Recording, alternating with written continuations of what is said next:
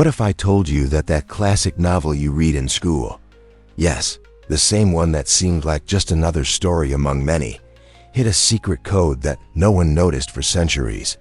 No, this is not a conspiracy theory. This is literature. In its rawest, most courageous, most human form. An eccentric author, marginalized by his time, planted a hidden message between commas, dashes, and silences. A confession. A cry. A truth that he did not dare to say out loud, but that he wrote with all the affection, love, and wisdom that he carried in his heart. In this video, you will dive with us on an unbelievable journey. We will show you how a retired teacher discovered, almost by accident, subtle clues hidden in the pages of an immortal work. We will reveal the decoding method, the key passages, and the devastating and revealing impact of this message. Get ready to see literature as you have never seen it before. And perhaps start rereading each book with different eyes, the eyes of someone who not only reads, but listens. Because what we are about to show you will not only change the way you interpret this novel, it will change the way you see the world, the way you see pain, hope, and who knows, maybe even the way you see yourself. After all, books have always said more than they seemed. The question is, were you ready to listen? It was an afternoon like any other when Oliver, a retired English literature professor, sat down in his worn armchair next to a cup of lukewarm tea, ready to reread one of his favorite novels. He expected nothing more than a nostalgic journey through the familiar pages of a classic that had accompanied him since his youth. But when he underlined, almost by accident, a seemingly trivial phrase, something awakened, a silent restlessness, a whisper hidden between the lines. The words, previously just poetry, now seemed to carry hidden intentions. And it was at that moment, with a shiver running down his spine, that the idea took hold. What if there was a secret code there? An invitation to discovery left by an eccentric author who mixed wisdom, humility, and a touch of mystery. The novel in question was not obscure. On the contrary, it occupied shelves in schools, bookstores, and hearts around the world. It was the kind of work that everyone swore they knew, but few had really listened to it carefully. Oliver, driven by an almost childish curiosity, began to reread passages with different eyes. And the more he reread, the more he felt there was something more there. A recurrence of symbols, names repeated with discrete variations, dates that made no sense at first glance. The structure of the book began to seem more like a map than a narrative. And deep down, that old professor began to feel a forgotten emotion, inspiration, yes, but also fear, loneliness, and the growing doubt that perhaps he was going crazy. After all, who else would have noticed? Driven by a mixture of courage, curiosity, and the kind of insecurity that only great challenges can provoke, he began to note patterns, investigate external references, and delve into the author's letters and old manuscripts. The search was no longer for a pleasurable read, but for understanding. And if there really was a code, what would its message be? Was it a critique? A warning? A personal secret? When he shared his suspicions on forums and literary groups, he found skepticism, yes, but also allies. People thirsty for truth, willing to dig deeper. What was once a hunch became a movement. And suddenly, the classic novel had become a kind of collective enigma, an intellectual adventure that promised revelations with the potential to shake up everything we thought we knew about the author, and perhaps about ourselves. To understand a code, you first need to understand who wrote it. And in this case, the author in question was not just any writer, he was an eccentric, restless genius who collected quirks like someone who collects rare stamps. They say he wrote at dawn, by candlelight, with the same fountain pen he inherited from his grandfather. He refused to wear shoes while he created, claiming that connecting with the ground was vital to accessing the creative unconscious. These peculiarities, which at first glance seemed like mere whims, began to make more sense when associated with the obsession with details that marked his work. It was as if each gesture, each silence, each symbol carried wisdom, sincerity, and something more, something purposefully hidden. In old interviews, when asked about his influences, he responded with elegant evasions. He preferred to quote mathematicians rather than poets, and he spoke more about moral codes than narrative aesthetics. He had a reverence for enigmas, for labyrinths, for everything that required perseverance to be deciphered. His personal diaries, later analyzed by scholars, were full of loose numbers, drawings of geometric patterns, and disconnected sentences, or perhaps too connected for the average reader. And that is where the beauty of the mystery comes in. When we look with compassion at his eccentricities, we realize that the author may have been leaving clues all along, that his quirks were not vanity but language. Oliver, along with other fascinated scholars, began to draw parallels between these habits and the most enigmatic passages of the novel. There was an internal logic there, a hidden rhythm that governed the narrative as if it were a coded symphony. What if the repeated names represented coordinates? What if the chapters followed a sequence based on the golden ratio? What if the silences, the dashes, the blank spaces were more than just pauses? They were invitations to listen deeply, to read with the eyes of the soul. The investigation took shape, and with it, a certainty grew. The author did not want to just tell a story. He wanted to provoke inspiration, to challenge readers to go further, to delve between the lines with empathy and curiosity, like someone digging for a forgotten treasure. It was in the third chapter that Oliver had his first concrete confirmation that something was in fact hidden in plain sight. A seemingly banal paragraph about an interrupted meal revealed, upon closer analysis, a sequence of words that, read vertically, formed the phrase, "Look for the sound." It did not seem accidental. The passage had been written with a strange cadence, as if the author were purposefully sacrificing fluidity to keep certain words in specific positions. And then a new suspicion arose. What if the novel had been structured like a score, with kindness disguised as a paragraph, with hope between one comma and another? A code made not for hurried eyes, but for the attentive with an open heart. Another passage drew attention for its excessive use of symbols. The description of a letter left by the main character, composed only of enigmatic drawings. Most readers passed by this part with the impression that it was a stylistic eccentricity, perhaps a visual metaphor. But Oliver, when he came across this page with notes from the author's diary, realized that the symbols were not only repeated, but followed the same order as an ancient alchemical alphabet. This was not random. It was encrypted wisdom, a veiled invitation to understand something deeper. The author's internal conflict, perhaps, or the attempt to preserve an ancient secret that he did not dare to say out loud. It was like hearing a whispered scream, waiting for sensitive ears.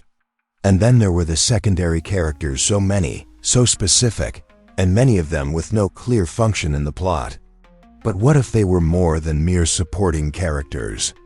Oliver and his group began to map each character's initials and discovered patterns linked to historical dates, geographic coordinates, constellations. It was as if the narrative served as a disguise for a hidden structure, a symbolic map, built with altruism, perhaps as a gift from the author to those who had the courage to delve deeper.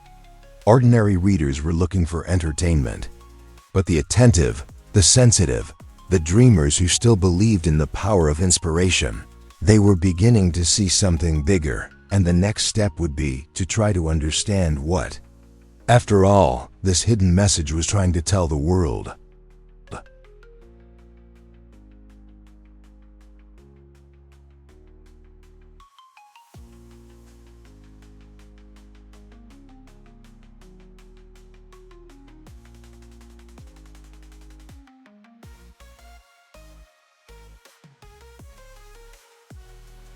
Deciphering a code, especially one hidden in the folds of a celebrated novel, requires more than attention. It requires resilience, courage, and a generous dose of humility. Oliver, with notebooks full and nights of sleepless nights, decided it was time to share his findings with other scholars. He created a small online forum where readers, linguists, mathematicians, and even musicians began contributing their own interpretations.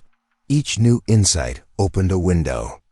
A German linguist noticed that certain words, when translated into Latin, formed lines that fit the structure of an ancient poem from the 14th century. A musician connected the rhythm of the chapters to a sequence of notes. It was as if the author had stitched hope together in different languages, to be discovered little by little. With collective understanding, the group began to work like a secret team of explorers.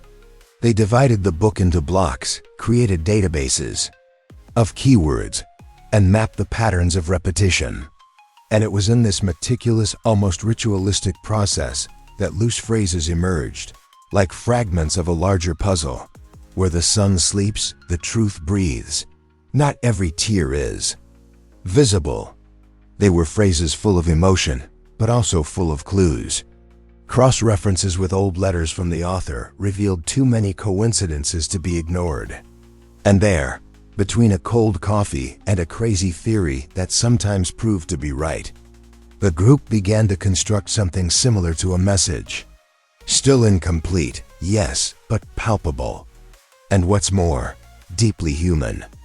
Each discovery was celebrated with almost childlike joy, but also with the gratitude of someone who knew they were touching on something greater. The message began to take shape, revealing not only clues about the work, but about the author himself, his pains, his fears, his silenced hopes. It was as if, when writing the novel, he was trying to reach someone in the future. Perhaps he didn't want to be understood in his time. Perhaps he was counting on readers of tomorrow, readers like Oliver and his team, who believed in the power of kindness even when it was cloaked in code. And the question that now hung over everyone was inevitable. What did this message say about the author, and why did he need to hide it? The answer, if it existed, was about to be revealed. As the pieces of the puzzle began to fit together, the hidden message began to reveal itself, not as a bombshell revelation, but as a whisper that gained strength.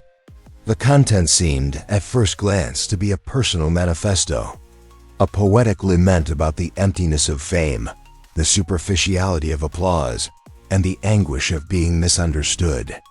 There were passages that spoke of loss, of a love that could never be lived, of a latent fear of dying anonymous in its deepest essence.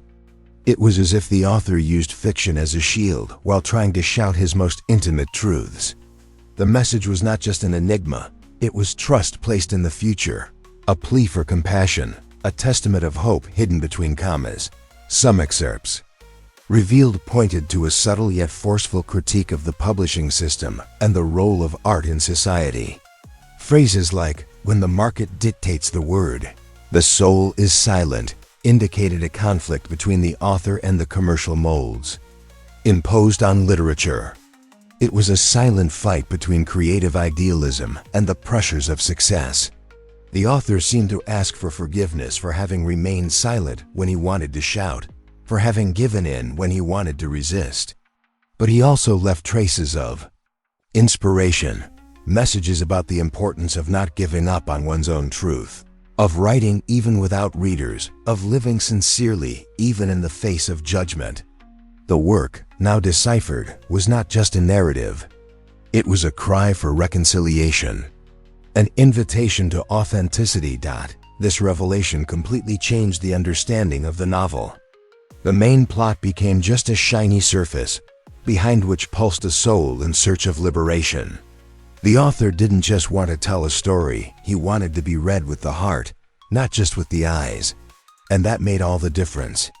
His characters, his silences, his choices of language. Everything gained new weight. Everything became a mirror of real pain, of an honest desire to be understood in its entirety. For Oliver and the others, the message didn't just decipher the book, it transformed the reader. It was impossible to come away unscathed after that. And if what came to light was so intimate, the impact on the themes of the work would inevitably be overwhelming. After decoding, the figure of the author, previously seen as a reclusive, eccentric, and unattainable genius, revealed himself to be deeply human. A man who, despite his literary success, carried loneliness, insecurity, and a desperate desire to be truly seen. The hidden code was not just a literary curiosity. It was a silent plea for empathy, an attempt to record, between the lines of his creation, everything he could not or did not dare to say in public. By understanding his pain, we began to revisit his work with different eyes, more attentive, kinder, more human. Each character now seemed to contain a fragment of his soul, each metaphor a disguised tear, and each silence a scream. This new reading radically transformed the meaning of passages previously considered merely decorative or excessively symbolic. The dark forest that appears repeatedly in his narratives, perhaps the reflection of his own internal adventure. In search of identity, the recurring figure of a silent messenger. Perhaps the author was projecting his desire to be heard without having to expose himself directly. Even the names of secondary characters, previously random, revealed patterns that pointed to personal events in his biography. Everything was there, but covered by subtle veils. And that is where the great wisdom lies. He did not want to shock. He wanted to reveal little by little, like someone who offers a secret with respect and trust. The impact of this discovery was not limited to the interpretation of the specific novel, but reopened all the doors to the author's complete work. What had previously been read as stylization could now be code. What seemed impersonal was now almost a confession. Critics began to reevaluate his essays, short stories, and letters. Oliver began to receive messages from researchers around the found world who were now seeing new meanings in old texts. The literary community was taken by a wave of inspiration, curiosity, and perseverance in discovering more. And in this new immersion, a delicate but powerful certainty emerged. Understanding the author in his entirety was also an exercise in compassion. Because every genius, deep down, is just a human being trying to be heard truthfully. With the deciphered message echoing in every corner of the text, the novel stopped being just a well-written narrative and became a transformative experience. The central themes, loss, identity, silence, search, now gained an almost palpable density. The character's pain was more than literary. It was autobiographical, and that changed everything. The protagonist's journey, previously read as symbolic, now seemed to reflect step by step the author's own struggle for self-acceptance, for love, for a place in the world where he could exist with sincerity. The most subtle dialogues, the moments of pause, the nebulous scenarios, all became clues to a soul in turmoil, longing for understanding without having to ask for it. The reader, who rereads the novel after knowing the message, is no longer the same. He no longer seeks just plot, he seeks feeling. Look for signs of affection, nuances of humility, echoes of camouflaged loneliness. It's like watching a movie again, but now through the eyes of someone who understands what the character really feels. A simple gesture becomes a revelation. A narrative choice gains new weight. And even lines that seemed banal become revelations of a heart that courageously tried to bear itself in fiction. The work transforms from story to mirror, from fiction to emotional memory. And in this process, the reader stops being a spectator and becomes an accomplice. This impact also reverberates in the way the novel is taught, discussed, loved. Teachers rethink approaches, critics reconsider judgments, and ordinary readers find themselves invited to go beyond the surface, to delve into the hidden layers of the text with more empathy, more altruism, more gratitude. The story now is an invitation to deep reflection on the value of listening, of the unsaid, of silence as language. And the most beautiful thing is to realize that, even hidden, the message managed to fulfill its purpose, to touch hearts, Because, in the end, this was perhaps the author's greatest intention, to create a bridge between literature and humanity. And this bridge, as we will see below, goes beyond the pages and reaches something even vaster.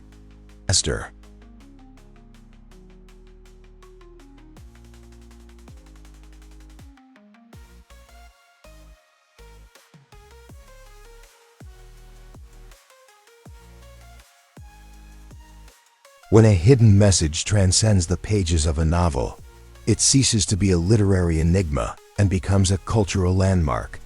The code deciphered by Oliver and his group not only redefined the work and the author, but also opened up a new field of critical exploration. People began to discuss not only what was said, but what had always been there and no one noticed. This reignited the debate on the role of art as an instrument of resistance, of reconciliation, of expression of the unspeakable. Teachers began to rethink how they teach literature. Researchers revisited other classic works, now through the lens of creative suspicion and of hope, and ordinary readers discovered a new pleasure, reading with a more attentive heart. The implications also touched on historical time. The novel, written amid a context of censorship and conservatism, began to be seen as a veiled critique of the emotional and intellectual repression of the time. The dates, the events mentioned in disguise, the symbolic characters, everything began to be read as social commentary. The author was not just talking about himself. He was talking about all those who, out of fear, shame, or obligation, hid their truths under accepted masks. His work began to represent the collective cry of those who desire freedom, those who cry out for respect, those who find no space to exist fully. It was as if, by revealing this code, we were also opening a window to review the past with more compassion. And then, inevitably, the question arose, how many other codes are still hidden out there? How many authors left hidden messages out of fear, cunning, or a pure desire to connect with those who really dared to listen? The discovery in a single novel rekindled interest in deep research across all of classical literature. Works considered understood began to be revisited. Critics, previously skeptical, now spoke of inspiration, of hidden wisdom, of treasures between the pages. Literature, often underestimated as a passive art, has shown itself to be a field of mental and emotional adventures. And the modern reader has been invited not only to consume stories, but to seek in them codes of humanity. Because where there are words, there is soul. And where there is soul, there's always something waiting to be revealed. With the code finally revealed, the figure of the author began to be revisited in a new light, more intimate, more vulnerable, more real. Critics who previously saw him as a cold and cerebral master now began to recognize in him traits of compassion, fragility, insecurity, and a visceral need for affection. His biography, until then reported in a restrained manner, gained new interpretations.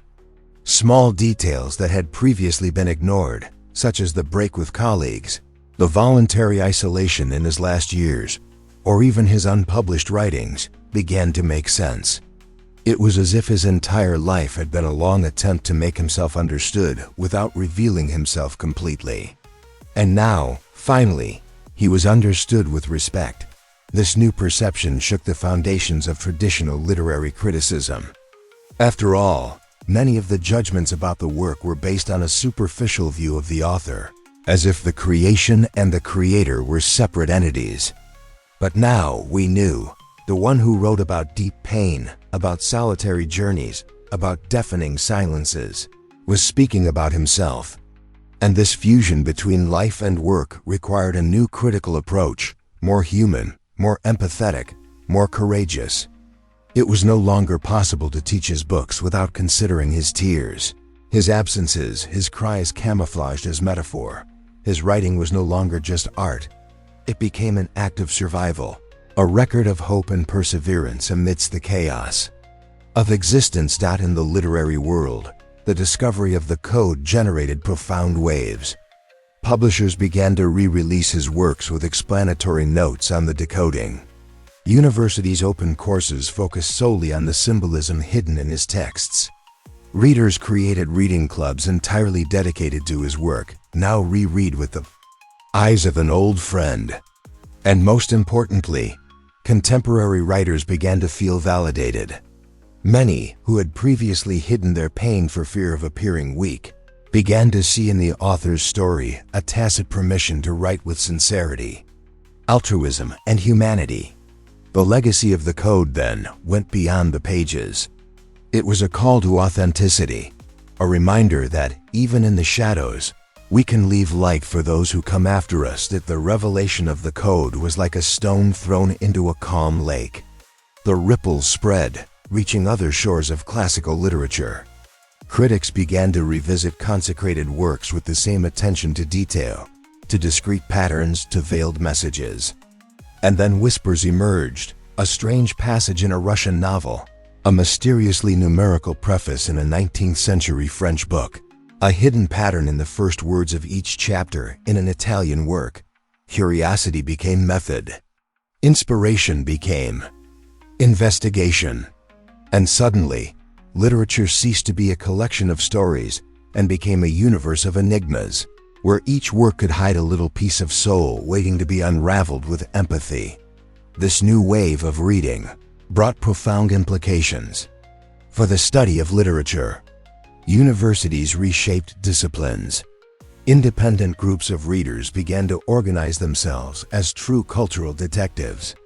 Books that were once considered difficult began to attract a new audience, people interested not only in the plot, but in wisdom, in codes, in the humanity hidden in the fine print.